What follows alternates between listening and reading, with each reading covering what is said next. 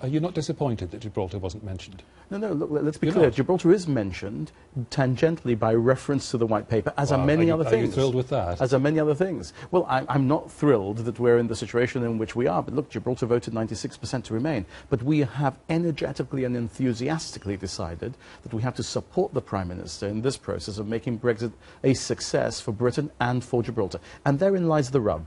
When we get the deal in Brexit, it must be a deal that applies, of course, to the United Kingdom in respect of future trade. And if there is such a deal, it is only fair, proper and right that it should also apply to Gibraltar. But in terms of the negotiations, you presumably want Gibraltar off the table. You don't want Gibraltar to be part of the Brexit talks, do you? Well, Gibraltar is not on the table as a chip, but there is a lot to talk about. Oh, certainly not. And anybody who thinks that we are isn't actually realising what this negotiation is going to be about. Well, anybody who thinks that you are might have read the European Council's draft. Well, the European Council's draft simply says that Gibraltar is off the table in the context of the discussions of the new trade deal. And after Brexit, Spain gets a say in your future. Yes, and that...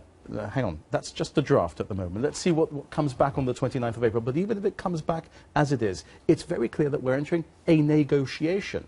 And what we are seeing, which has not been seen on the British side, by the way, what we are seeing are the negotiating guidelines, the parameters that will limit the operation of negotiation on the part of the Council. That's how they're going into the negotiation. This is their best case. Let's see what comes out of that. I'm sure that the United Kingdom will be batting for Gibraltar, and I'm sure that the people of Gibraltar know that in the context in which we are dealing, we have an important neighbour to the north with whom we have to be in contact. You need to get it out of the draft, don't you?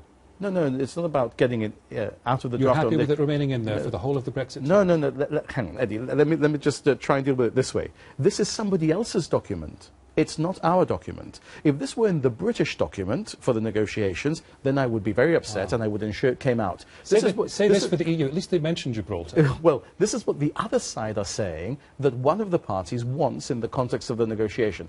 Well, I'm surprised this is all they've put in. They haven't put in anything about the sovereignty of Gibraltar, which is what Spain, we know, wants. So to a very great extent, this has limited the application of the principle of Gibraltar in the context of what the EU is going to come to the table with, simply by Spain saying Gibraltar must form part of the exit negotiation, but it cannot form part of the future deal negotiation. We know how passionate you and almost everybody else in Gibraltar is about remaining British. And a lot of members of the House of Commons as well. But can you tell me what would really be so wrong in what I suppose would be the worst case scenario for you?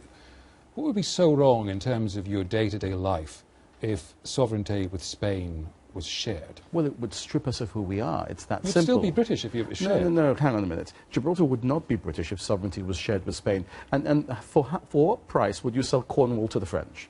And why shouldn't Cornwall perhaps be French because it's closer to the French coast? Just tell me how awful your life would be if Spain shared sovereignty. It would be absolutely awful because... What would make it so awful? Our home would have been handed over... Shared, and therefore in part handed over to a party who has no claim to title. You can't tell me apart from that feeling in your gut, which I take, which of course is important. But why should we, Eddie? But in your day-to-day lives, you probably carry on as before, perhaps even better. No, but our day-to-day lives would not be the lives that we live today, because we would be living, in effect, in what is partly somebody else's land. And that would be massively unfair to the people of Gibraltar. The United Kingdom goes to war over the principle of consent around the world, and the people of Gibraltar have expressed their views as to what they think the sovereignty of Gibraltar should be democratically and freely. Are you absolutely confident that this government, which didn't mention you in 2,200 words, after intensive Brexit negotiations, perhaps on the brink of a brilliant and historic deal about the future of the United Kingdom, wouldn't, if it had to, throw Gibraltar under the bus for that deal? I am absolutely confident that in crafting those 2,200 words, we've worked closely with the British government, we've made tactical and strategic decisions, and when the time comes, we'll be making the right tactical and strategic decisions with the Prime Minister leading us in those negotiations, which will be in the interest of the people of Gibraltar and in pursuit of their wishes.